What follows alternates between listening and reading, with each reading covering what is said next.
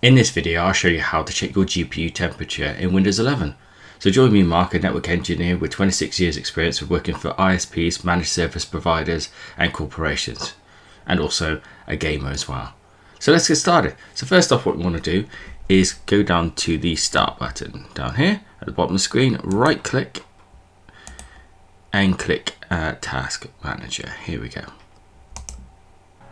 Okay, so now that's open. So if you're running a previous version of Windows 11 and you haven't updated to the latest version of 23H2, which came out at the beginning of August, then what you're going to need to do is you'll see performance as a tab here. So you need to select that, but we can go down the left hand side and click the performance tab here.